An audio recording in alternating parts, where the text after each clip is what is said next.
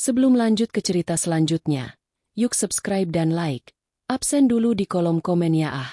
Udara di lantai 45 gedung perkantoran Mahendra Group terasa lebih dingin dari biasanya. Alana berdiri di depan pintu kayu jati yang kokoh, menatap papan nama kuningan yang tertera di sana. Aris Mahendra, Chief Executive Officer. Selama 5 tahun terakhir, ruangan ini adalah tempat ia dan Aris merancang strategi, merayakan kesuksesan, dan terkadang berbagi tawa lelah di sela-sela lembur. Namun hari ini, atmosfer yang merembes keluar dari balik pintu itu terasa asing dan menusuk. Tanpa mengetuk, karena ia masih merasa memiliki hak itu sebagai istri sekaligus COO, Alana mendorong pintu. Pemandangan di dalam langsung menghantam ulu hatinya. Aris tidak sedang sendiri. Ia duduk di kursi kebesarannya, sementara di sampingnya berdiri Sheila, sekretaris baru yang baru bergabung 3 bulan lalu. Sheila tidak berdiri seperti seorang staf yang sedang melapor. Ia bersandar pada meja Aris dengan pose yang terlalu intim. Jemarinya memainkan ujung rambutnya yang dicat pirang madu. Begitu Alana masuk, Sheila tidak segera berdiri tegak. Ia justru memberikan senyum tipis yang penuh kemenangan. Lama sekali, Alana. Aku benci menunggu. Suara Aris menggelegar, dingin dan tanpa basa-basi. Tidak ada lagi sapaan, sayang, atau sekadar anggukan sopan. Alana berjalan tenang. Langkah stiletonya berdentang ritmis di atas lantai marmer. Ia duduk di kursi di depan meja Aris, menyilangkan kaki dengan anggun. Ada masalah mendesak di divisi produksi yang harus kuselesaikan, Aris. Perusahaan tidak berjalan hanya dengan duduk manis dan menyemprotkan parfum mahal, bukan? Mata Sheila berkilat marah mendengar sindiran itu. Namun ia segera memasang wajah sedih yang dibuat-buat. Ia menyentuh lengan Aris dengan lembut. Mas Aris, lihat kan? Di depanmu saja dia sudah merendahkanku seperti itu. Apalagi kejadian di depan klien kemarin. Aris menggebrak meja. Bra, cukup. Alana, aku memanggilmu ke sini bukan untuk mendengar kesombonganmu sebagai CEO. Bentak Aris. Wajahnya memerah. Aku sudah mendengar semuanya dari Sheila. Kemarin, saat pertemuan dengan vendor dari Singapura, kau sengaja mempermalukan Sheila. Kau mengkritik cara kerjanya di depan umum, membuatnya menangis, dan merusak suasana rapat. Kau sadar tidak? Tindakanmu itu sangat tidak profesional. Alana menarik napas panjang, mencoba mempertahankan ketenangannya. Profesional? Sheila salah menginput data kuota impor sebesar 30%. Jika aku tidak mengoreksinya saat itu juga, perusahaan akan rugi miliaran rupiah. Aku tidak menghinanya, Aris. Aku hanya menyatakan fakta bahwa dia tidak kompeten untuk menangani dokumen sepenting itu. Kau hanya cemburu. Aris menunjuk wajah Alana. Kau menggunakan jabatanmu untuk menindas Sheila karena kau tahu aku memberikan perhatian lebih padanya. Kau merasa terancam, kan? Alana hampir tertawa. Namun yang keluar adalah dengusan pedih. Cemburu? Mungkin di bulan pertama ia merasa sakit hati. Namun melihat betapa dangkalnya pemikiran suaminya sekarang, rasa sakit itu mulai berganti menjadi rasa muak. Aris, kita sedang bicara tentang bisnis. Jika kau ingin memanjakan selingkuhanmu, lakukan di luar jam kantor. Jangan biarkan dia menyentuh dokumen perusahaan jika dia bahkan tidak tahu perbedaan antara debit dan kredit, ujar Alana tajam. Sheila mulai terisak, isak tangis yang sangat teatrikal. Mas, aku sudah berusaha belajar, tapi Bu Alana selalu membuatku merasa kecil. Dia bilang aku hanya pajangan murah di kantor ini. Aku tidak kuat lagi kalau terus begini. Melihat air mata Sheila, pelindung Aris seolah bangkit. Ia berdiri dari kursinya, berjalan mendekati Alana hingga jarak mereka hanya beberapa senti. Aris membungkuk, menatap Alana dengan tatapan yang penuh kebencian. Aku sudah muak dengan sikap sok berkuasamu. Alana, kau pikir karena kau bersamaku sejak awal, kau bisa mengatur siapa yang boleh berada di dekatku? Aris berbisik dengan nada mengancam. Sheila adalah masa depanku.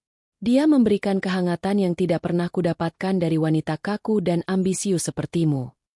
Alana tetap bergeming, meski hatinya terasa seperti diremas. Jadi, apa maumu? Sederhana. Aris kembali ke kursinya, bersandar dengan angkuh. Aku ingin kau meminta maaf secara resmi kepada Sheila.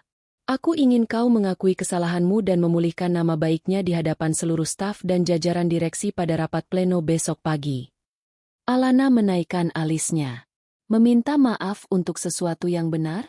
Kau bercanda. Aku tidak bercanda, suara Aris mendatar, namun mengandung ancaman yang nyata. Minta maaf besok, atau aku akan menggunakan hak prerogatifku sebagai CEO untuk memecatmu secara tidak hormat atas tuduhan penyalahgunaan kekuasaan. Dan setelah itu, aku akan mengirimkan surat cerai ke apartemenmu.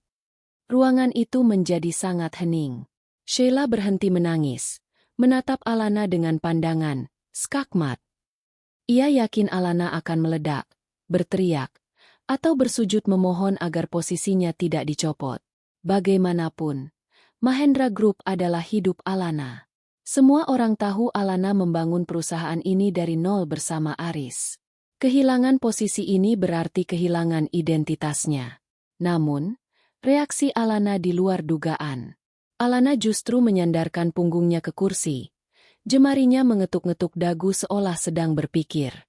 Setelah keheningan yang menyiksa selama hampir 1 menit, bibirnya melengkung membentuk senyuman misterius.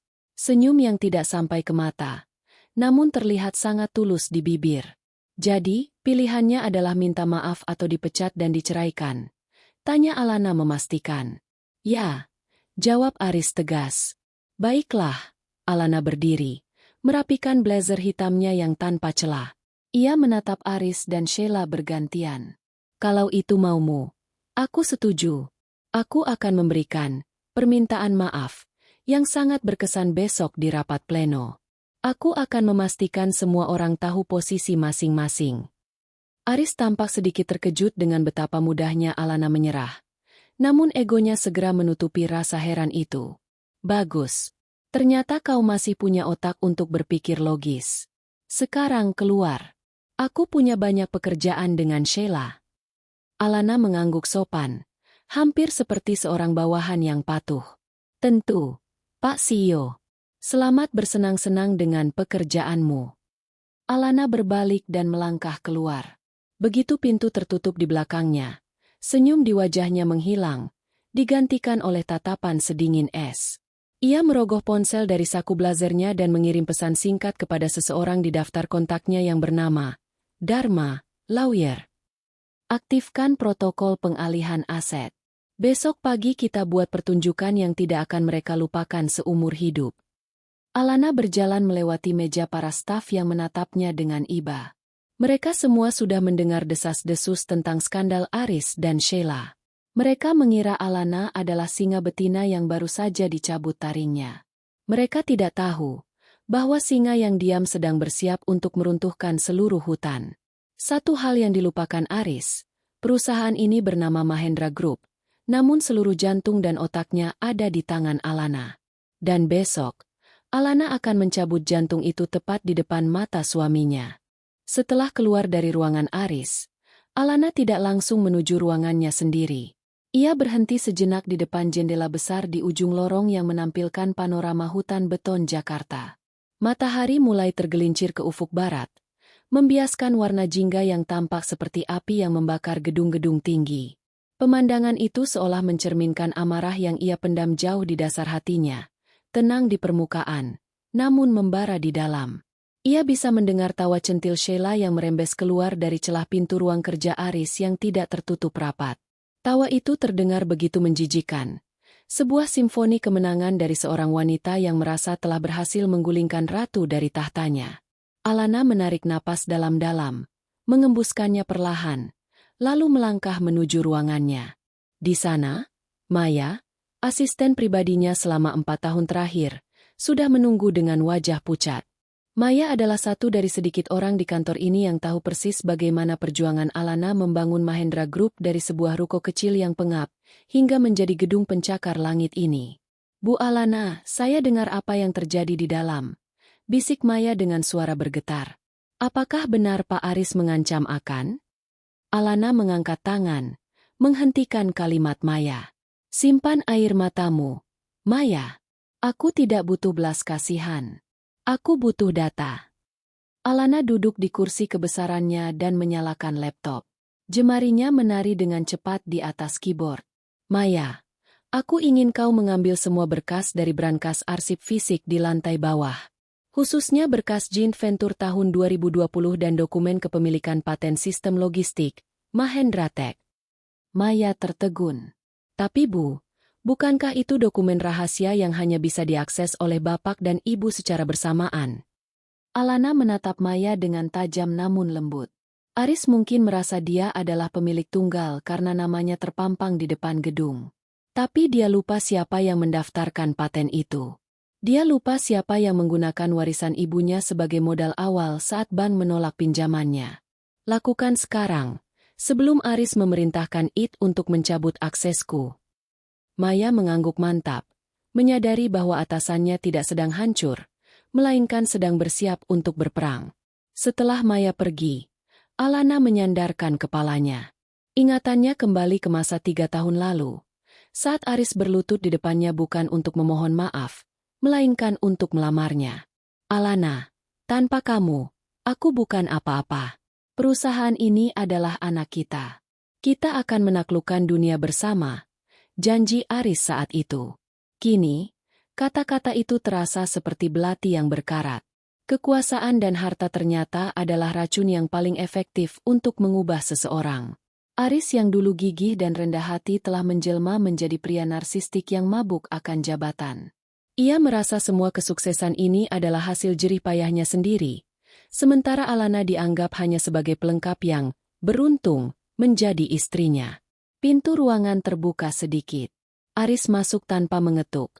Tangannya bersedekap di dada. Ia menatap Alana dengan pandangan merendahkan, seolah sedang melihat kotoran di sepatu mahalnya. Masih di sini? Aku kira kau sedang sibuk menangis di toilet. Sindir Aris. Ia berjalan mendekati meja Alana, sengaja mengetukkan jarinya ke permukaan meja untuk menunjukkan dominasi. Ingat, Alana, besok jam 9 pagi. Rapat pleno dihadiri oleh Dewan Komisaris dan perwakilan dari Global Capital. Jika kau melakukan satu saja kesalahan atau mencoba mempermalukan Sheila lagi, aku tidak akan segan-segan memanggil keamanan untuk menyeretmu keluar. Alana menatap suaminya datar. Kau sangat yakin dengan keputusan ini, Aris? Mempertaruhkan reputasi profesional perusahaan demi membela seorang sekretaris yang baru bekerja 3 bulan. Aris tertawa sinis. Ini bukan tentang Sheila. Ini tentang otoritas. Kau terlalu dominan, Alana. Kau selalu merasa lebih pintar dariku di depan para direktur. Kau mengoreksi keputusanku seolah aku ini anak magang. Besok adalah hari di mana aku menunjukkan kepada dunia bahwa di Mahendra Group hanya ada satu matahari. Dan itu adalah aku. Satu matahari. Alana mengulang kalimat itu dengan nada rendah. Kau tahu apa yang terjadi pada planet yang terlalu dekat dengan matahari, Aris? Mereka terbakar hingga menjadi abu. Jangan berpuisi padaku. Kau hanya CEO yang bisa diganti kapan saja. Bentak Aris. Siapkan naskah permintaan maafmu. Pastikan kau menyebutkan bahwa kau bertindak emosional karena masalah pribadi dan bahwa Sheila adalah staf yang teladan. Jika kau melakukannya dengan baik, mungkin aku akan mempertimbangkan untuk memberimu pesangon yang layak setelah kita cerai nanti. Aris berbalik dan melangkah pergi, meninggalkan aroma parfum maskulin yang kini terasa memuakkan bagi Alana. Setelah Aris pergi, ponsel Alana bergetar. Sebuah pesan masuk dari Dharma, pengacaranya. Semua dokumen sudah siap. Lisensi sistem, Mahendra Tech, terkonfirmasi atas nama pribadi Anda, bukan perusahaan. Saya juga sudah mengamankan bukti transfer dana perusahaan ke rekening pribadi Sheila yang ditandatangani oleh Aris. Kita bisa meledakkan bom ini kapanpun Anda siap. Alana menatap layar ponselnya. Sudut bibirnya terangkat. Aris mengira dia sedang memberikan ultimatum kepada seorang istri yang lemah.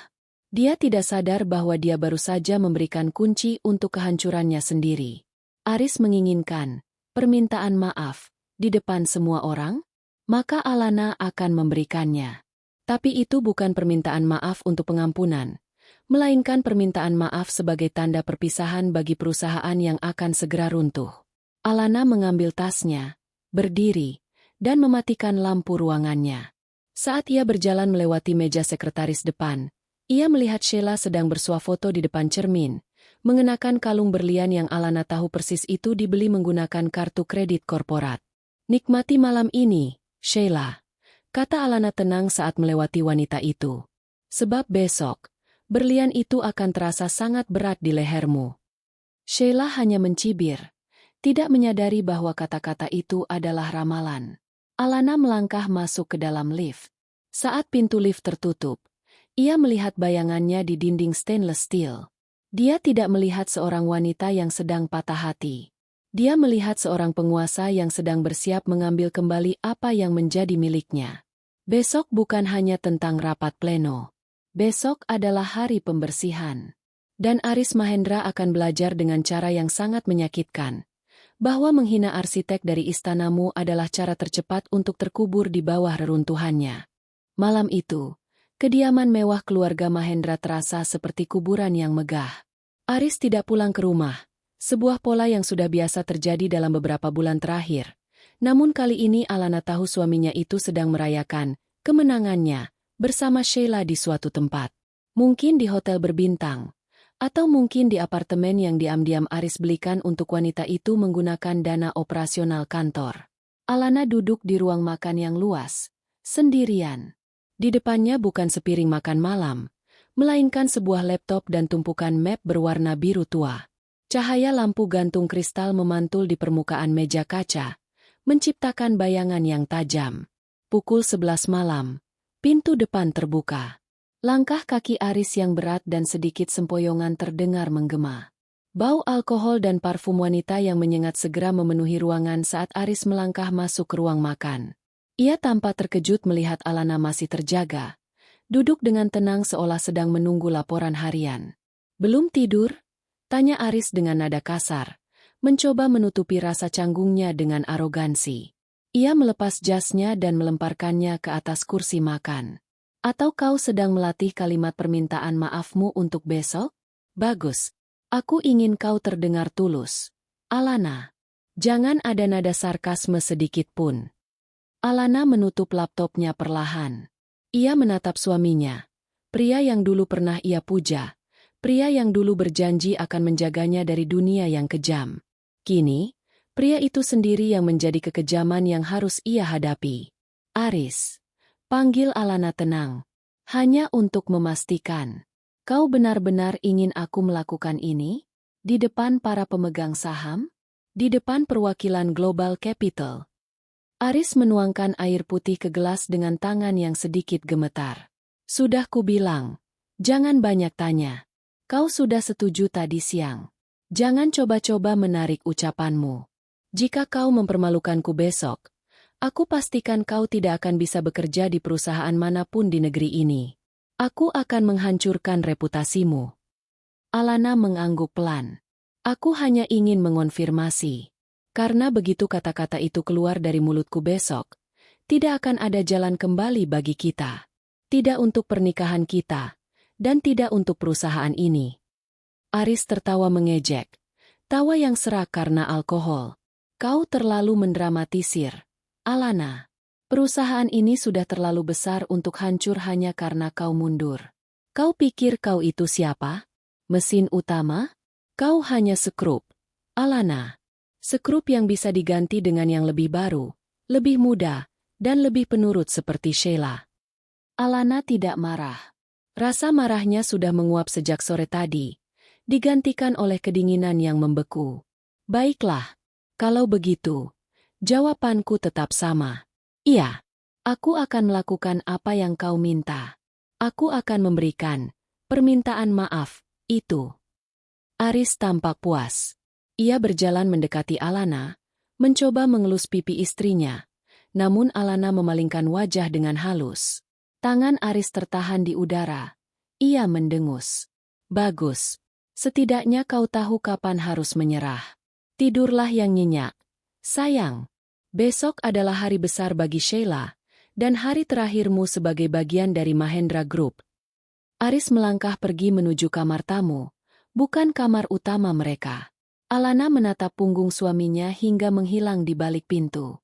Begitu suara pintu tertutup terdengar, Alana membuka kembali laptopnya. Ia melakukan satu panggilan video terenkripsi. Layar menunjukkan wajah Dharma, pengacaranya, yang tampak masih berada di kantornya yang mewah. "Bagaimana, Alana?" tanya Dharma langsung. Dia baru saja mengonfirmasi pilihannya. Dharma. Dia memilih egonya daripada logikanya. Dia memilih Sheila daripada fondasi perusahaannya sendiri, ujar Alana. Suaranya tidak bergetar sedikit pun. "Semua sudah siap di pihakku," kata Dharma sambil menunjukkan beberapa dokumen di layar. Surat pembatalan lisensi penggunaan perangkat lunak Logitrack sudah ditandatangani. Begitu kau memberikan sinyal besok, sistem server pusat Mahendra Group akan terkunci dalam hitungan detik. Tanpa itu, mereka tidak bisa melacak satupun pengiriman barang. Operasional mereka akan lumpuh total. Alana menghela napas panjang. "Dan bagaimana dengan bukti penggelapan dana?" "Sudah rapi. Aris mentransfer total 15 miliar dalam 3 bulan terakhir ke rekening atas nama Ibu Sheila. Dia pikir itu aman karena tidak menggunakan nama Sheila langsung. Dia lupa bahwa aku punya akses ke audit internal yang kau berikan bulan lalu. Para komisaris akan memakan Aris hidup-hidup besok pagi." Alana terdiam sejenak. Ada secercah kenangan tentang masa-masa sulit mereka dulu, saat mereka makan mie instan berdua untuk menghemat uang demi membayar gaji karyawan pertama mereka. Namun, bayangan itu segera tertutup oleh bayangan Aris yang membentaknya di depan Sheila tadi siang. "Lakukan semuanya, Dharma. Jangan sisakan apapun," perintah Alana tegas. "Termasuk rumah yang kau tempati sekarang." "Termasuk itu. Rumah ini dibeli atas nama perusahaan. Dan karena aku akan menarik seluruh sahamku dan menuntut likuidasi aset atas nama pribadiku, rumah ini akan masuk ke dalam daftar sita untuk membayar kompensasi hak kekayaan intelektualku yang mereka gunakan secara ilegal nanti." "Baik, Alana. Sampai jumpa di medan perang besok pagi." Setelah panggilan berakhir, Alana berjalan menuju balkon. Ia menatap langit Jakarta yang tanpa bintang. Ia memikirkan tentang yang ia ucapkan kepada Aris. Bagi Aris, itu adalah tanda ketundukan. Tapi bagi Alana, itu adalah sebuah vonis mati bagi karir Aris Mahendra. Alana tidak butuh berteriak untuk menunjukkan kekuatannya. Ia tidak butuh menjambak rambut Sheila untuk membalas dendam. Baginya, balasan terbaik adalah membiarkan mereka merasa berada di puncak dunia, hanya untuk kemudian menarik tanah tempat mereka berpijak hingga mereka jatuh ke jurang terdalam. Ia kembali ke dalam, membereskan dokumen-dokumennya, dan masuk ke kamar utama. Ia tidak tidur. Ia menghabiskan sisa malam itu dengan merapikan pakaian-pakaiannya ke dalam koper kecil. Ia tidak butuh banyak hal dari rumah ini. Semua yang ia butuhkan, otaknya, koneksinya, dan harga dirinya, sudah ada di dalam dirinya. Esok pagi, matahari akan terbit. Aris dan Sheila akan bangun dengan senyum kemenangan, mengira mereka akan merayakan kehancuran Alana. Mereka tidak tahu bahwa saat jam menunjukkan pukul 9 pagi, seluruh dunia yang mereka bangun di atas kebohongan akan runtuh seiring dengan kata pertama yang diucapkan Alana di podium. Alana mematikan lampu. Kegelapan menyelimutinya. Namun untuk pertama kalinya dalam waktu yang lama, ia merasa sangat terang di dalam.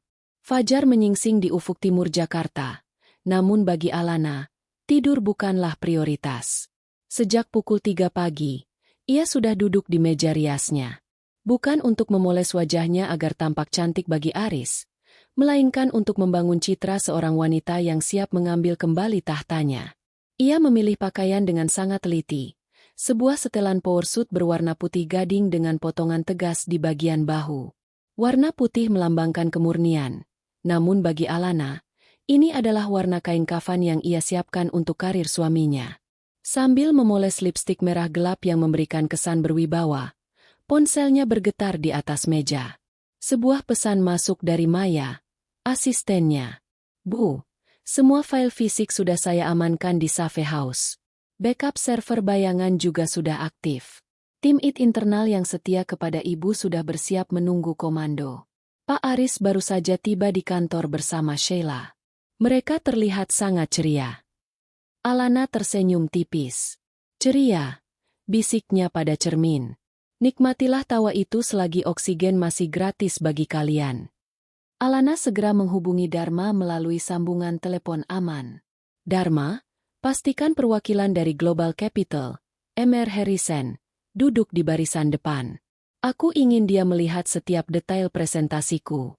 Dia adalah orang yang paling membenci ketidakstabilan finansial dan skandal moral. Sudah diatur, Alana.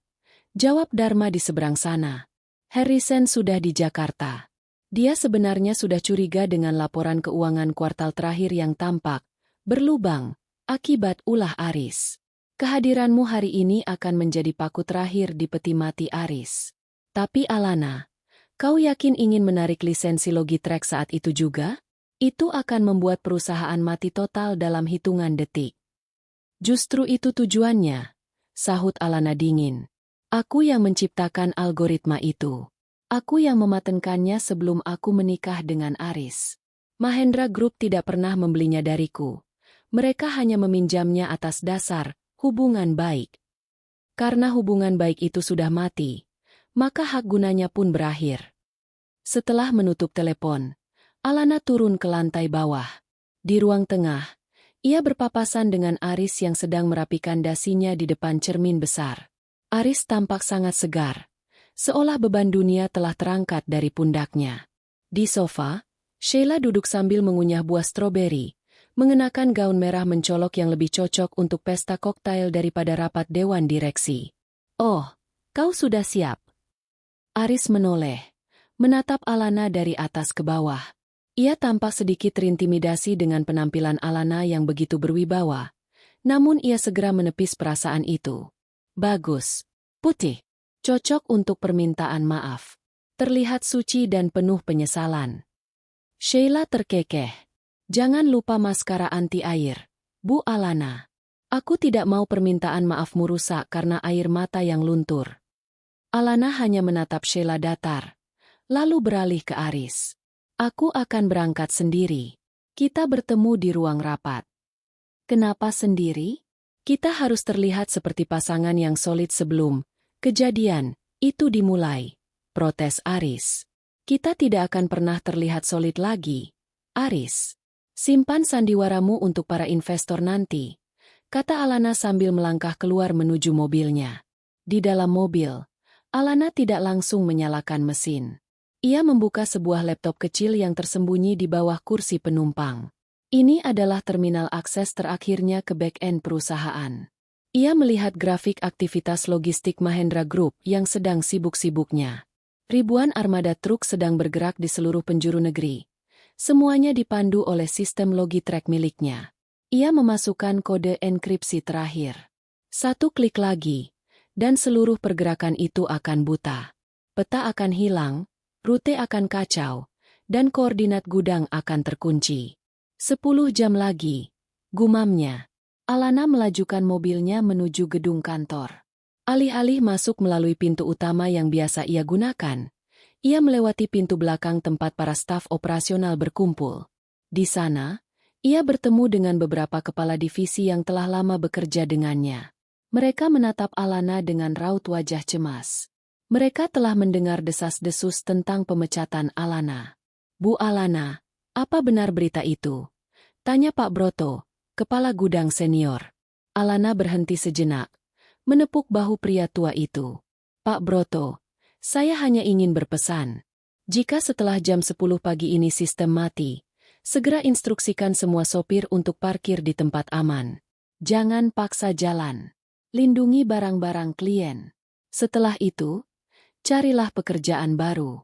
Saya akan mengirimkan rekomendasi pribadi untuk kalian semua ke perusahaan mitra saya. Para staf itu terdiam, bingung dengan peringatan Alana.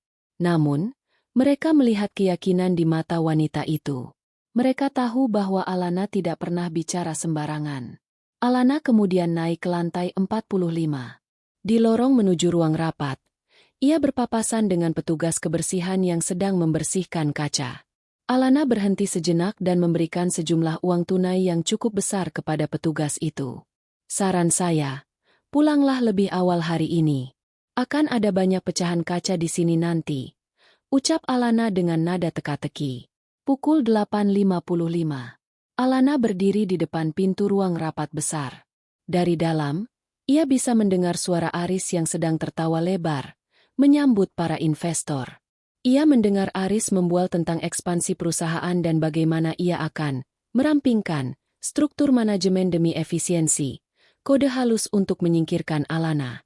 Alana merogoh tasnya, memastikan map merah dan flash disk hitamnya ada di sana. Map merah itu berisi bukti-bukti yang akan menghancurkan Aris secara hukum, sementara flash disk hitam itu berisi virus, pencabut nyawa, bagi sistem digital Mahendra Group. Ia memejamkan mata sejenak, membayangkan 5 tahun pengabdiannya yang dikhianati dalam semalam. Rasa sakit itu kini telah mengkristal menjadi kekuatan yang murni. Ia tidak lagi merasa sedih. Ia merasa bebas. Pintu terbuka. Seorang staf mempersilakannya masuk. Ibu Alana, rapat akan segera dimulai. Pak Aris sudah menunggu ibu untuk bagian pembukaan. Alana melangkah masuk. Ruangan itu penuh dengan pria dan wanita berpakaian formal yang menatapnya dengan berbagai ekspresi. Kasihan, sinis, dan ingin tahu. Di ujung meja panjang, Aris duduk dengan angkuh, sementara Sheila duduk di kursi tambahan tepat di belakang Aris, seolah-olah ia adalah permaisuri baru. Aris berdiri, mengetukkan palu sidang dengan percaya diri. Hadirin sekalian, sebelum kita membahas laporan tahunan, ada sebuah masalah internal yang perlu diselesaikan demi integritas perusahaan. CEO kita, Alana, memiliki sesuatu yang ingin disampaikan terkait insiden ketidaksopanan yang terjadi baru-baru ini. Aris menatap Alana dengan kilat mata yang memerintah. Ayo, lakukan, bisik matanya. Alana berjalan menuju podium dengan kepala tegak. Ia tidak membawa kertas pidato. Ia hanya membawa keberanian seorang wanita yang telah kehilangan segalanya, sehingga ia tidak lagi memiliki rasa takut. Terima kasih, Aris, ucap Alana tenang. Suaranya bergema melalui sound system ruangan. Memang benar. Ada permintaan maaf yang harus aku sampaikan hari ini. Dan aku ingin memastikan tidak ada satu orang pun di ruangan ini yang melewatkan sepatah kata pun dariku. Aris tersenyum lebar. Sheila menatap kuku-kukunya dengan sombong. Namun, Emer Harrison dari Global Capital menyipitkan mata. Ia mencium sesuatu yang tidak beres dari ketenangan Alana. Permainan baru saja dimulai. Ruang rapat pleno itu mendadak hening. Suasana yang tadinya penuh dengan gumaman rendah para investor dan denting sendok perak pada cangkir porselen, kini berubah menjadi kesunyian yang mencekam. Semua mata tertuju pada Alana yang berdiri di podium. Cahaya lampu sorot ruangan memantul di setelan putih gadingnya, membuatnya tampak seperti sosok yang tidak tersentuh, kontras dengan Aris yang duduk bersandar dengan senyum meremehkan. Aris melirik Sheila, lalu kembali ke Alana. Silakan, Alana. Waktu kami mahal.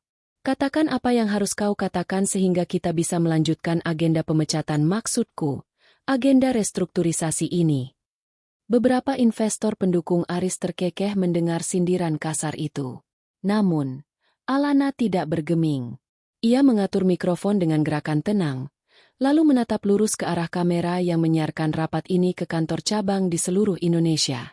Terima kasih, Pak CEO. Alana memulai. Suaranya stabil dan jernih tanpa ada getaran emosi sedikit pun. Seperti yang diminta oleh suami saya, setidaknya untuk beberapa jam ke depan dia masih suami saya. Saya berdiri di sini untuk menyampaikan permohonan maaf. Sheila menegakkan punggungnya. Wajahnya memancarkan kemenangan yang memuakan. Ia sudah menyiapkan ponselnya untuk merekam momen Alana dipermalukan. Pertama, lanjut Alana, saya ingin meminta maaf kepada seluruh pemegang saham dan mitra strategis, terutama kepada Emer Harrison dari Global Capital. Ia mengangguk kecil ke arah pria asing di barisan depan. Saya minta maaf karena selama 5 tahun ini, saya telah menutupi ketidakmampuan kepemimpinan di perusahaan ini demi menjaga citra keluarga. Saya minta maaf karena saya membiarkan emosi pribadi saya sebagai istri menghalangi logika saya sebagai COO untuk segera memangkas parasit yang menggerogoti keuangan kita. Senyum di wajah Aris memudar. Alana, apa yang kau bicarakan? Minta maaf pada Sheila. Jangan melantur. Alana mengabaikan instruksi itu. Ia mengeluarkan sebuah remote kecil dan menekan tombolnya. Layar proyektor besar di belakangnya, yang seharusnya menampilkan grafik keuntungan, mendadak berubah. Sebuah slide muncul dengan judul besar, Laporan Penyalahgunaan Dana Perusahaan Januari-Maret 2026. Ruangan itu langsung gaduh. Foto-foto mutasi rekening, bukti pembayaran hotel mewah di Bali, hingga pembelian perhiasan berlian atas nama Sheila, semuanya menggunakan kartu kredit korporat, terpampang dengan sangat detail. Kedua, suara Alana meninggi 1 oktav, memotong kebisingan. Saya minta maaf kepada Sheila. Saya minta maaf karena saya baru menyadari bahwa nilai harga dirimu ternyata hanya sebatas 15 miliar rupiah. Jumlah yang kau dan Aris curi dari dana cadangan operasional kami dalam 3 bulan terakhir. Jika aku tahu kau semurah itu, aku akan membayarmu dari kantong pribadiku sejak awal agar kau menjauh dari perusahaan ini. Hentikan. Aris berdiri. Wajahnya merah padam karena murka dan malu. Keamanan. Serat wanita gila ini keluar. Dia mencoba menyebarkan fitnah. 2 petugas keamanan mendekat, namun terhenti ketika Mr. Harrison berdiri. Tunggu dulu, Aris. Saya ingin melihat ini. Data yang ditampilkan itu memiliki stempel audit dari firma hukum Dharma Alco. Itu bukan fitnah.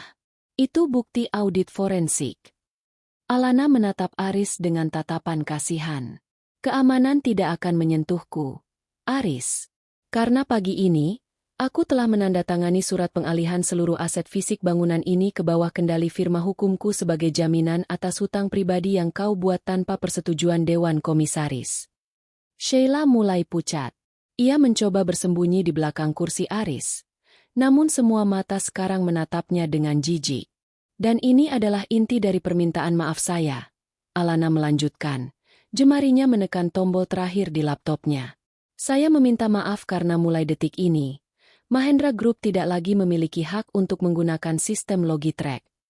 Tiba-tiba, dari arah belakang ruangan, seorang manajer operasional berlari masuk dengan wajah penuh keringat. Pak Aris, seluruh sistem kita mati. Semua truk di lapangan kehilangan koordinat GPS, sistem gudang terkunci, dan database klien tidak bisa diakses. Kita buta total. Aris mematung. Napasnya memburu. Apa yang kau lakukan, Alana? Aktifkan kembali. Itu milik perusahaan. Tidak, Aris. Baca kembali kontrak kerja sama teknis di lembar ke-140. Ujar Alana sambil berjalan turun dari podium menuju meja Aris. Ia meletakkan sebuah map merah di hadapan suaminya. Lisensi Logitrack adalah milik intelektual pribadi Alana Wijaya.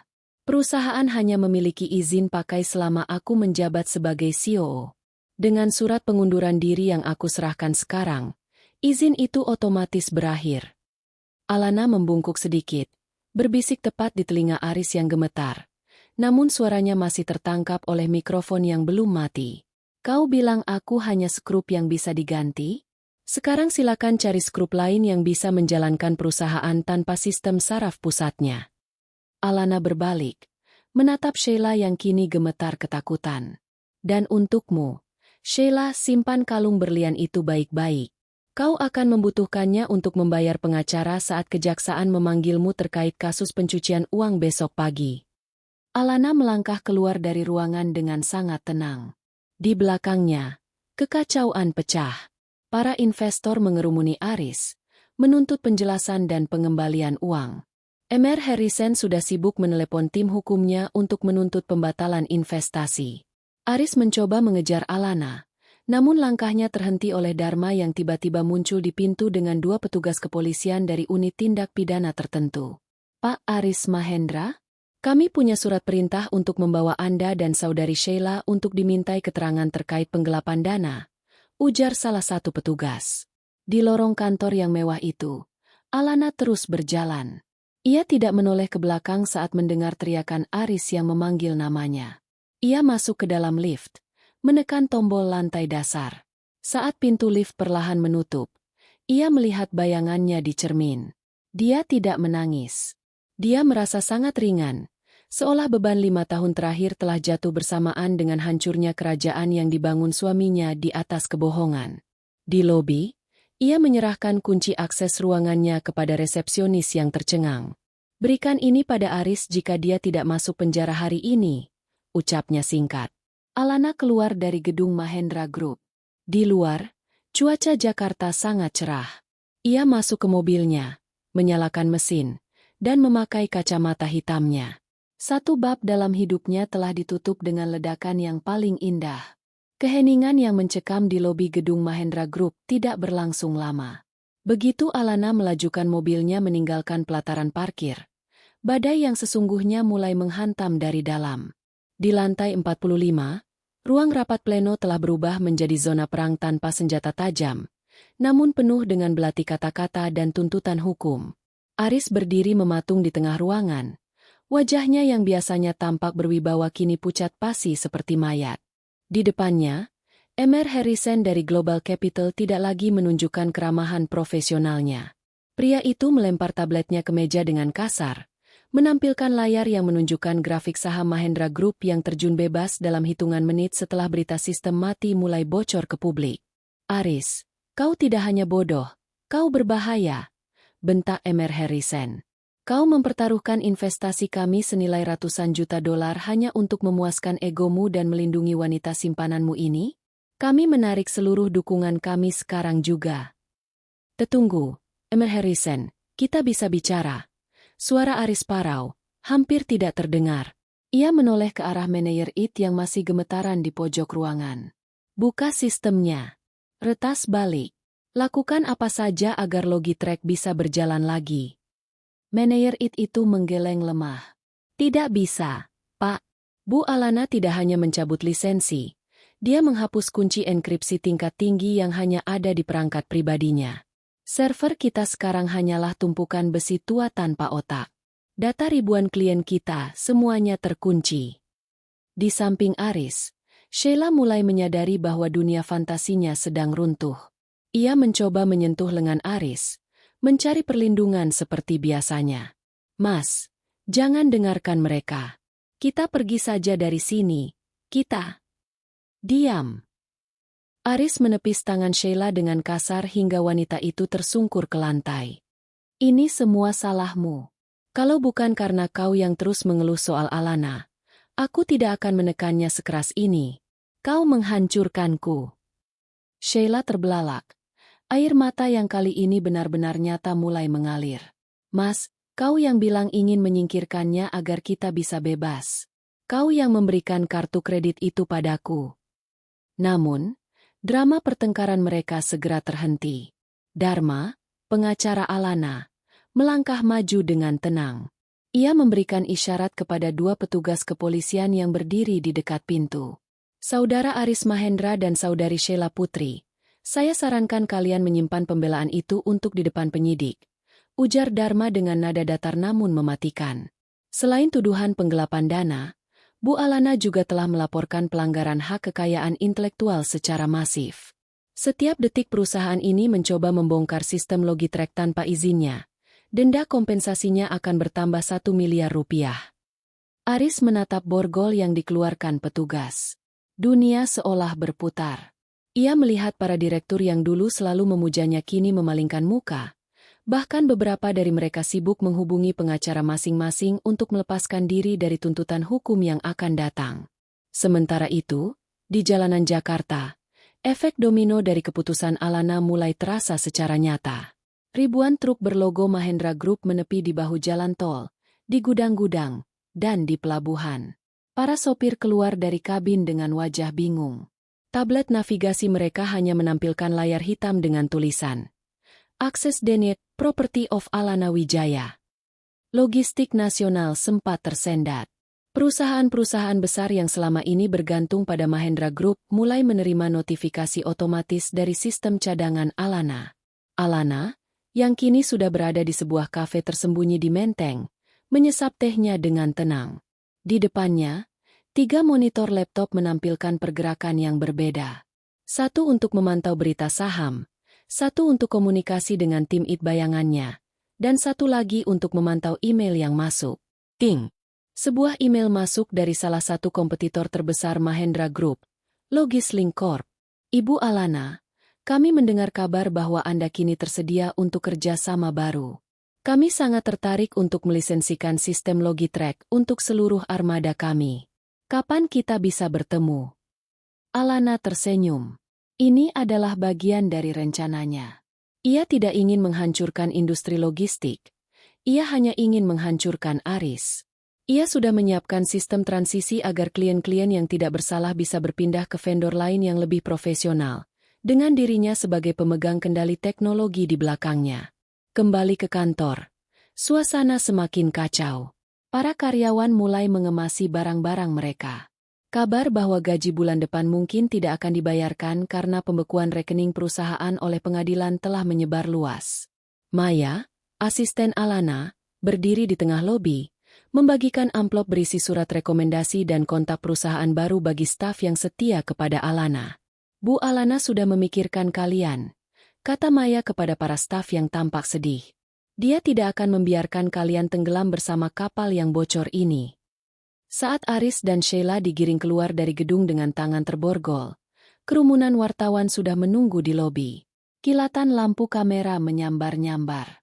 Aris mencoba menutupi wajahnya dengan jasnya yang kini tampak kusut, sementara Sheila hanya bisa menunduk sambil terisak, menyadari bahwa kalung berlian di lehernya kini menjadi bukti utama kejahatannya. Aris sempat menoleh ke arah meja resepsionis, tempat sebuah foto besar dirinya dan Alana saat peresmian gedung masih terpajang. Di foto itu, Alana tersenyum tulus di sampingnya. Aris teringat perkataan Alana tadi malam. Kau tidak tahu apa yang kau miliki sampai itu hilang. Kini, Aris menyadari bahwa Alana bukan hanya istrinya, bukan hanya CEO-nya. Alana adalah fondasi, atap, dan dinding dari seluruh hidupnya. Tanpa Alana, dia bukan lagi seorang CEO. Dia hanyalah seorang pria yang kehilangan segalanya karena terlalu sombong untuk menghargai permata yang ada di genggamannya. Di kejauhan, Alana menutup laptopnya. Ia berdiri dan menatap keluar jendela kafe. Ponselnya berbunyi, sebuah pesan dari Dharma. Target diamankan. Proses likuidasi dimulai besok. Alana menarik napas dalam. Udara terasa begitu segar. Permintaan maaf diterima. Aris, bisiknya pelan. Sekarang, bayarlah harganya.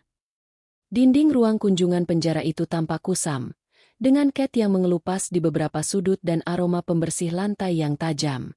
Di balik skat kaca yang tebal, Aris Mahendra duduk dengan bahu yang merosot. Tidak ada lagi setelan jas customade seharga puluhan juta rupiah. Kini, ia mengenakan rompi tahanan berwarna oranye mencolok yang tampak terlalu besar untuk tubuhnya yang mendadak kurus. Di depannya, Alana duduk dengan keanggunan yang tidak terusik. Ia mengenakan kacamata hitam yang kemudian ia letakkan perlahan di atas meja. Matanya yang jernih menatap Aris tanpa kemarahan. Hanya ada kekosongan yang dingin. Kau tampak berbeda, Aris, ucap Alana memecah keheningan. Suaranya bergema datar di ruangan yang sepi itu. Aris mengangkat kepalanya perlahan. Rambutnya yang biasa tertata rapi kini berantakan. Kau datang hanya untuk mengejekku, Alana? Untuk melihat betapa rendahnya aku sekarang. Alana menggeleng pelan. Aku datang karena pengacaramu terus-menerus menghubungi Dharma. Katanya kau ingin bicara secara pribadi sebelum sidang tuntutan minggu depan. Aris menangkupkan wajahnya di telapak tangan. Isak tangis tertahan keluar dari sela jarinya. Alana, aku minta maaf. Aku benar-benar minta maaf. Aku gila. Aku buta oleh kekuasaan. Aku dimanipulasi oleh Sheila. Tolong, cabut laporanmu. Kembalikan lisensi sistem itu agar perusahaan bisa beroperasi lagi dan aku bisa membayar jaminan. Alana menyandarkan punggungnya ke kursi. Kau meminta maaf sekarang? Setelah kau mengancam akan memecatku secara tidak hormat di depan wanita itu? Setelah kau mengkhianati 5 tahun kerja keras kita demi seseorang yang bahkan tidak bisa mengejak kata, integritas? Aku tahu aku salah. Aris berteriak kecil, membuat penjaga di sudut ruangan melirik tajam. Ia merendahkan suaranya lagi. Tapi Mahendra Group adalah hidupku. Alana. Kalau perusahaan itu dilikuidasi, aku tidak punya apa-apa lagi. Aku akan membusuk di sini. Itu bukan hidupmu, Aris. Itu hidupku yang kau pinjam. Koreksi Alana tajam. Kau hanya wajah di depan kamera. Akulah yang menulis kode-kodenya. Akulah yang bernegosiasi dengan investor saat kau sibuk bermain golf. Dan mengenai Sheila, kau ingin tahu kabarnya. Aris terdiam. Matanya menyiratkan rasa ingin tahu yang campur aduk dengan kebencian. Dia menyeretmu habis-habisan di ruang penyidik. Alana tersenyum tipis. Sebuah senyuman yang menyakitkan untuk dilihat. Dia mengklaim bahwa semua penggelapan dana itu adalah perintahmu. Dia bilang dia hanya korban yang dipaksa menuruti keinginan atasan yang mesum. Dia bahkan mencoba membuat kesepakatan justice kolaborator untuk meringankan hukumannya sendiri dengan memberikan semua bukti percakapan pribadimu padaku. Wajah Aris berubah menjadi pucat pasi. Wanita itu, ular. Bukankah kau yang memilih ular itu untuk menggantikan sekrup sepertiku? Tanya Alana retoris. Sekarang, nikmatilah racunnya. Alana mengeluarkan sebuah map dari tasnya dan menekannya ke kaca. Itu adalah dokumen perceraian yang sudah diputuskan secara fair stake oleh pengadilan agama, karena Aris tidak bisa hadir dan bukti perselingkuhannya sudah tidak terbantahkan. Kita sudah resmi bercerai. Aris, mulai hari ini, namaku bukan lagi Alana Mahendra. Aku kembali menjadi Alana Wijaya. Dan karena perusahaan itu menggunakan namamu, aku memutuskan untuk tidak membelinya saat proses likuidasi. Aku membiarkannya mati. Aris terbelalak. Kau membiarkan Mahendra Group hancur?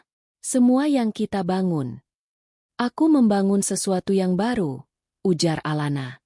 Minggu depan, Wijaya Tech Logistics akan resmi meluncurkan sistem operasional baru. Hampir 80% klien lama Mahendra Group sudah menandatangani kontrak denganku. Para karyawan yang kau remehkan, mereka sudah bekerja di kantorku yang baru. Aku tidak menghancurkan apa yang kita bangun, Aris. Aku hanya memindahkan fondasinya ke tempat yang lebih bersih. Aris memukul kaca dengan tinjunya, frustrasi dan putus asa. Kau sangat kejam, Alana. Kau menghancurkanku sampai ke akar-akarnya.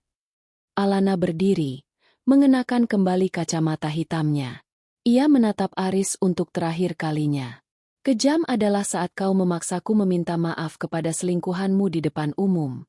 Apa yang kulakukan sekarang hanyalah memberikanmu konsekuensi dari permintaanmu sendiri. Kau ingin aku meminta maaf? Aku sudah melakukannya di rapat itu. Dan ini adalah hasil dari maafku. Alana berbalik tanpa menunggu jawaban lagi. Ia berjalan menyusuri lorong penjara yang dingin. Langkah kakinya terdengar mantap. Di pintu keluar, cahaya matahari menyambutnya. Dharma sudah menunggu di depan mobil sedan hitam yang elegan. Bagaimana? Tanya Dharma singkat.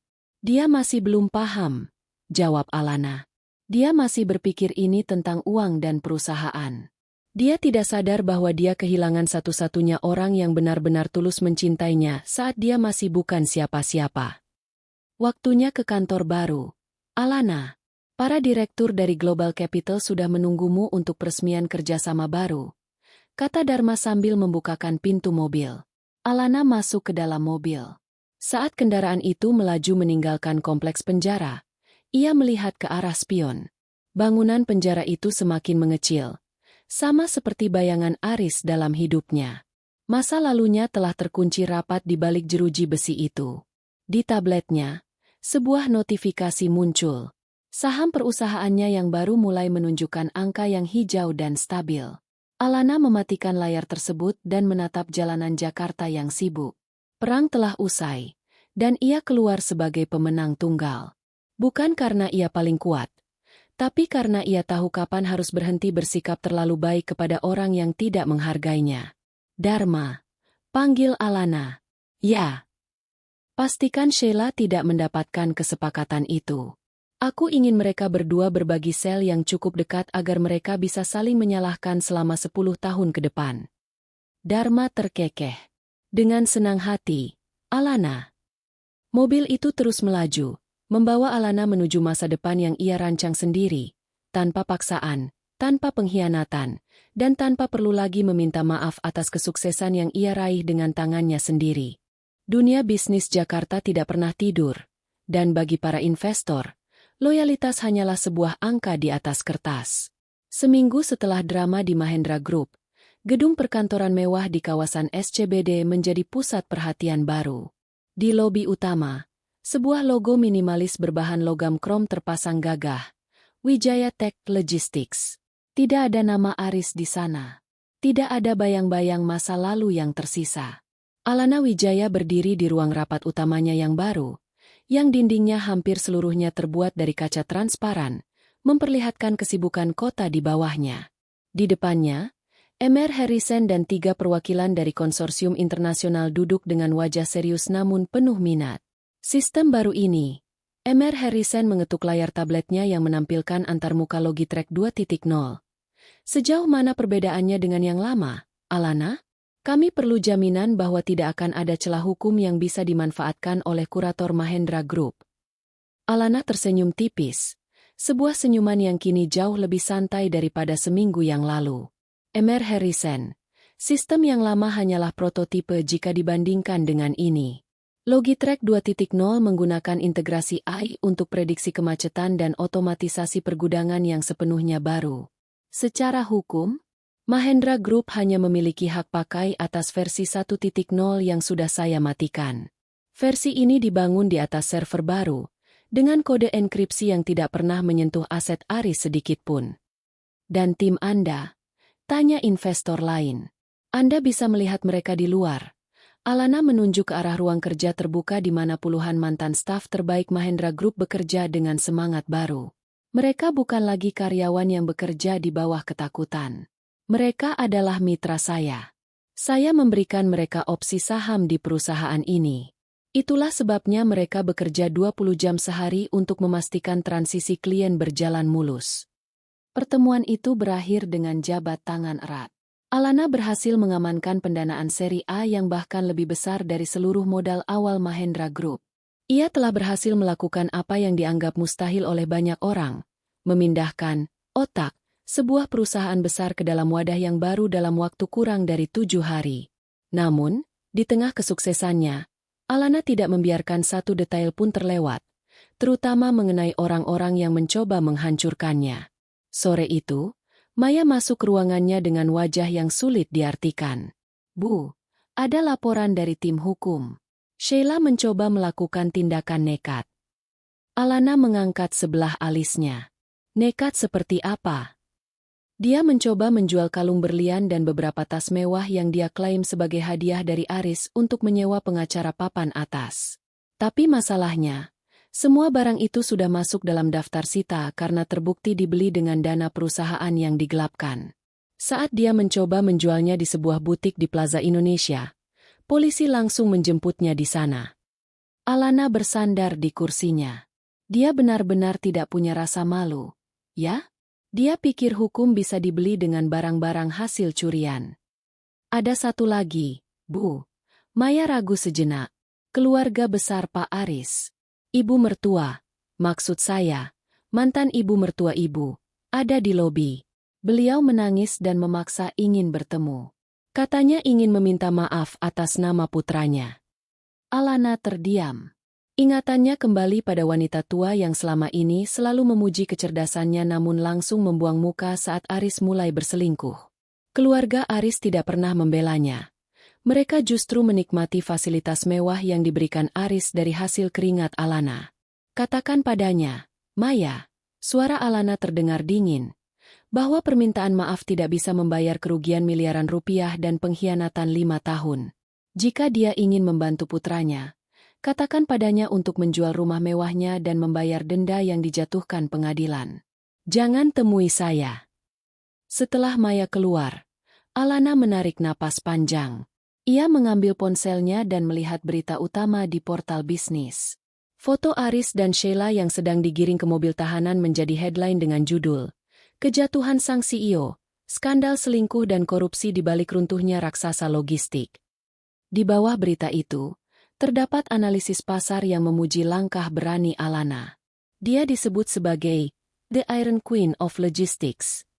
Namun, bagi Alana, gelar itu tidak berarti banyak. Yang ia rasakan hanyalah kelegaan karena tidak perlu lagi memikul beban kebohongan orang lain. Malam itu, Alana memutuskan untuk pulang lebih awal. Ia tidak pulang ke rumah lamanya. Rumah itu sudah ia biarkan disita. Ia kini tinggal di sebuah gria tawang, penthouse, minimalis yang ia beli atas namanya sendiri. Saat ia berdiri di balkonnya, ia melihat cahaya lampu dari gedung Mahendra Group di kejauhan. Gedung itu gelap. Hampir seluruh lantainya sudah dikosongkan. Papan namanya yang dulu bersinar kini mati. Tiba-tiba, ponselnya bergetar. Sebuah nomor tidak dikenal mengirimkan pesan singkat. "Alana, ini Sheila. Tolong aku. Aris menyalahkanku untuk semuanya. Aku tidak punya uang untuk makan di tahanan. Aku janji akan pergi jauh dan tidak akan pernah mengganggumu lagi. Tolong cabut laporannya. Aku hanya wanita yang dimanfaatkan." Alana menatap pesan itu selama beberapa detik. Ia teringat bagaimana Sheila dulu berdiri di ruang kerja Aris dengan sombongnya, menghinanya sebagai wanita kaku yang tidak tahu cara menyenangkan suami. Ia teringat bagaimana Sheila tertawa saat Aris mengancam akan memecatnya. Alana tidak membalas pesan itu. Ia hanya menekan tombol blokir. Ia tidak merasa kasihan. Kasihan adalah untuk mereka yang melakukan kesalahan tanpa sengaja. Bagi mereka yang membangun kebahagiaan di atas air mata orang lain dengan kesadaran penuh, hanya ada satu kata, konsekuensi. Ia menyesap segelas air putih, menatap bintang-bintang yang mulai terlihat di langit Jakarta. Esok hari akan menjadi hari yang sibuk. Ia akan menandatangani kontrak dengan pemerintah untuk distribusi logistik bantuan nasional. Hidupnya baru saja dimulai. Dan kali ini, dia adalah penulis tunggal dari skenarionya. Aris dan Sheila hanyalah catatan kaki dalam buku sejarah kesuksesannya. Sebuah pengingat bahwa terkadang, seseorang harus membiarkan segalanya terbakar habis agar bisa membangun sesuatu yang jauh lebih kokoh dari abunya. Alana tersenyum. Untuk pertama kalinya dalam 5 tahun, ia merasa benar-benar bebas. 3 bulan telah berlalu sejak badai di Mahendra Group meluluhlantakkan kehidupan Aris Mahendra. Jika dulu ia terbangun di atas spray sutra dengan aroma kopi mahal yang disiapkan pelayan, kini ia terbangun oleh suara teriakan sipir dan denting jeruji besi yang dipukul dengan tongkat kayu. Aris duduk di pojok sel sempit yang ia bagi dengan 3 tahanan kasus penipuan lainnya. Kulitnya yang dulu terawat kini tampak kusam dan dipenuhi bintik-bintik merah akibat alergi air yang tidak bersih. Namun, luka di kulitnya tidak sebanding dengan luka di egonya. Setiap kali ia menutup mata, ia melihat wajah Alana, bukan wajah Alana yang memohon maaf, melainkan wajah Alana yang dingin saat meninggalkannya di ruang rapat itu. Hari ini adalah hari kunjungan terakhir sebelum sidang vonis. Aris berharap ibunya datang membawa kabar baik tentang jaminan atau setidaknya sedikit uang kantin. Namun, yang muncul di balik kaca adalah Dharma, pengacara Alana. Aris langsung berdiri, menempelkan tangannya ke kaca. "Dharma, mana Alana? Kenapa kau yang datang? Katakan padanya. Aku sudah merenung. Aku sudah hancur. Tolong, katakan padanya untuk memberikan testimoni yang meringankan di sidang besok. Aku bisa gila kalau harus di sini selama 10 tahun." Dharma menatap Aris dengan tatapan yang biasa diberikan seseorang kepada serangga yang terjepit. Bu Alana sedang berada di Singapura untuk menerima penghargaan Entrepreneur of the Year. Dia terlalu sibuk untuk memikirkanmu, Aris. Aris tertawa getir. Tawa yang terdengar seperti suara kertas yang robek. Tentu saja dia sibuk. Dia mengambil perusahaanku. Dia mengambil klienku. Dia mengambil hidupku. Dia sangat jahat. Dharma. Dia merencanakan ini semua. Dia tidak merencanakan pengkhianatanmu, Aris. Potong Dharma dengan suara rendah namun menusuk. Kau yang merencanakannya sendiri saat kau mengundang Sheila ke dalam tempat tidurmu dan ke dalam pembukuan perusahaanmu. Alana hanya menyediakan panggung agar kau bisa menunjukkan siapa dirimu yang sebenarnya kepada dunia. Dharma kemudian meletakkan sebuah map tipis di atas meja kecil di bawah sekat kaca. Aku datang ke sini untuk memberikan ini. Ini adalah dokumen final likuidasi Mahendra Group. Setelah semua hutang dan denda pajak dibayar, perusahaanmu dinyatakan bangkrut total. Sisa asetnya tidak cukup bahkan untuk membayar biaya pengacaramu sendiri. Aris merosot ke kursinya. Lalu rumah ibuku disita, jawab Dharma tanpa ekspresi. Ibumu sekarang tinggal di sebuah apartemen kecil di pinggiran kota, dibiayai oleh sisa tabungan pribadinya yang tidak seberapa. Alana sebenarnya bisa saja menuntut aset itu juga, tapi dia memilih untuk tidak melakukannya. Dia bilang, dia tidak ingin menjadi kejam seperti suaminya. Kata-kata itu menghantam Aris lebih keras daripada pukulan fisik manapun. Alana masih memiliki belas kasihan, sementara dia telah mencoba menginjak-injak harga diri Alana di depan umum. Bagaimana dengan Sheila? Tanya Aris lirih. Sheila lebih malang darimu. Dharma merapikan tasnya. Dia tidak punya pendukung. Pengacaranya mengundurkan diri karena dia tidak bisa membayar. Dia dijatuhi hukuman tambahan karena mencoba menyuap petugas penjara dengan barang bukti yang belum sempat disita. Kabarnya, dia sekarang menjadi bulan-bulanan tahanan lain di blok wanita karena sifatnya yang sombong. Dharma berdiri, menandakan pertemuan berakhir. Aris, ada satu pesan terakhir dari Alana untukmu. Dia bilang, terima kasih karena telah memecatku. Jika kau tidak melakukannya, aku mungkin masih akan terjebak menjadi istrimu yang malang, dan aku tidak akan pernah tahu betapa besarnya duniaku tanpa dirimu. Aris hanya bisa menunduk saat Dharma melangkah pergi. Ia menatap telapak tangannya yang kasar. Ia teringat masa-masa sulit saat mereka pertama kali merintis bisnis. Saat itu, Alana adalah satu-satunya orang yang percaya padanya saat ayahnya sendiri menganggapnya gagal. Alana adalah orang yang begadang mengurus laporan keuangan sementara ia tidur kelelahan. Dan ia membalas semua itu dengan membawa seorang wanita yang hanya mencintai uangnya ke dalam ruang suci mereka. Di sel sebelah, seorang tahanan menyalakan televisi kecil.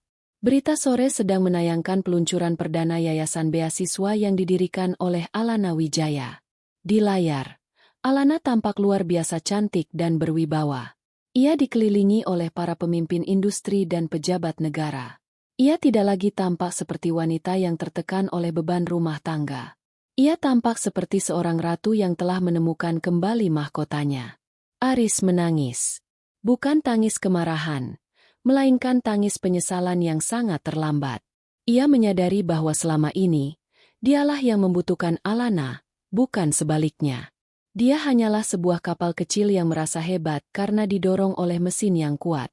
Begitu mesin itu dicabut, dia hanyalah kayu lapuk yang terombang-ambing di tengah badai. Malam itu, di sel yang gelap, Aris hanya bisa menatap langit-langit. Ia membayangkan apa yang akan terjadi jika malam itu ia tidak memanggil Alana ke ruang kerjanya. Jika ia meminta maaf pada Alana daripada membela Sheila. Namun, waktu tidak bisa diputar kembali. Permintaan maaf yang ia tuntut dari Alana dulu, kini menjadi permintaan maaf yang harus ia bawa sampai mati tanpa pernah mendapatkan jawaban. Alana telah melangkah terlalu jauh ke depan, ke tempat di mana suara Aris tidak akan pernah bisa menjangkaunya lagi. Aris Mahendra, sang CEO yang dulu dipuja, kini hanyalah sebuah nomor tahanan yang terlupakan oleh waktu. Penyesalannya adalah penjara yang jauh lebih sempit daripada sel yang ia tempati sekarang.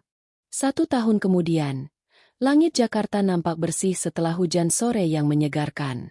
Di puncak gedung Wijaya Tech Tower, sebuah bangunan futuristik yang kini menjadi ikon baru di pusat bisnis, Alana Wijaya berdiri di balkon pribadinya.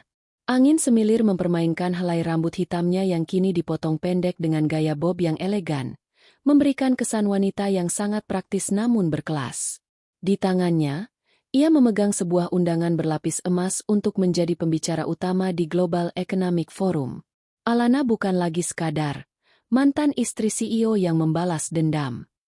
Ia telah bertransformasi menjadi salah satu tokoh teknologi paling berpengaruh di Asia. Perusahaannya, Wijaya Tech, baru saja mengumumkan akuisisi terhadap 3 perusahaan logistik besar di Singapura dan Malaysia. Bu Alana. Suara lembut Maya memecah keheningan. Mobil sudah siap. Acara makan malam dengan Dewan Komisaris akan dimulai 30 menit lagi. Alana berbalik dan tersenyum. Maya kini bukan lagi sekadar asisten. Ia telah dipromosikan menjadi Head of Corporate Communication. Terima kasih, Maya. Oh, apakah ada kabar terbaru mengenai proses akhir itu? Maya mengangguk. Tahu persis apa yang dimaksud atasannya. Kurator sudah menyelesaikan penjualan sisa aset Mahendra Group. Gedung lama itu akhirnya dibeli oleh grup perhotelan untuk dijadikan gudang penyimpanan. Benar-benar berakhir. Bu, tidak ada lagi entitas bernama Mahendra Group di pasar saham. Dan Aris? Tanya Alana singkat. Suaranya datar, tanpa dendam maupun kerinduan. Sidang bandingnya ditolak. Dia tetap harus menjalani sisa hukuman 8 tahunnya. Kabar yang saya dengar, dia bekerja di bengkel mesin penjara untuk mengisi waktu. Sedangkan Sheila, dia dipindahkan ke fasilitas lain setelah terlibat perkelahian dengan sesama narapidana. Hidup mereka benar-benar sudah berada di jalurnya masing-masing. Lapor Maya. Alana menghela napas panjang. Sebuah napas yang membawa kelegaan luar biasa. Ia teringat kembali hari di mana ia hanya bisa Iya, kan ancaman Aris. Saat itu, ia merasa dunianya runtuh. Namun ternyata itu adalah cara semesta untuk memaksanya membangun dunia yang lebih besar. Ayo pergi, ajak Alana. Saat mobil Rolls-Royce hitamnya meluncur membelah kemacetan Jakarta, Alana melihat papan iklan digital raksasa di sepanjang jalan Gatot Subroto. Wajahnya ada di sana, tersenyum dengan kutipan yang ia tulis sendiri. Kekuatan sejati bukan terletak pada seberapa besar kekuasaan yang kau pegang, tapi pada seberapa berani kau berdiri tegak saat semua orang mengharapkanmu jatuh. Sesampainya di Hotel Bintang 5 tempat perjamuan berlangsung, Alana disambut dengan standing ovation dari para kolega dan investor. Di antara kerumunan itu, ada Emer Harrison yang kini menjadi mitra setianya. Alana, selamat atas peluncuran satelit logistik barumu, sapa Emer Harrison dengan hangat. Siapa yang sangka, wanita yang dulu diancam akan dipecat, sekarang justru mempekerjakan ribuan orang dan mengatur jalur perdagangan lintas negara. Alana tertawa kecil sambil menyesap sparkling waternya. Terkadang, Emer Harrison, kita butuh dibuang dari zona nyaman agar bisa menemukan kekuatan yang selama ini kita sembunyikan. Di sela-sela acara, Alana menyempatkan diri duduk di sudut ruangan yang agak sepi. Ia membuka ponselnya, melihat sebuah foto lama yang tersimpan di arsip cloud-nya. Foto dirinya dan Aris saat pertama kali menyewa kantor kecil 10 tahun lalu. Ia menatap foto itu cukup lama, mengakui bahwa ada masa-masa indah di sana. Namun, ia tidak lagi merasa sakit. Ia kemudian menekan tombol, delete permanently. Itu adalah tindakan terakhirnya untuk benar-benar melepaskan masa lalu. Tidak ada lagi kebencian yang tersisa, karena kebencian tetaplah sebuah ikatan. Dan Alana ingin benar-benar bebas. Malam itu, Alana pulang ke Gria Tawangnya. Ia melepaskan sepatunya dan berjalan tanpa alas kaki di atas karpet bulu yang lembut. Ia berdiri di depan jendela besar, menatap gemerlap lampu Jakarta yang luas. Ia menyadari bahwa kesuksesan terbesarnya bukanlah harta yang ia miliki sekarang, melainkan ketenangan batin yang ia dapatkan setelah berhasil melewati badai tanpa kehilangan integritasnya. Aris memaksanya meminta maaf karena menganggapnya lemah. Namun, permintaan maaf itu justru menjadi pemicu ledakan yang menghancurkan kepalsuan hidupnya. Kini, Alana adalah ratu di kerajaannya sendiri.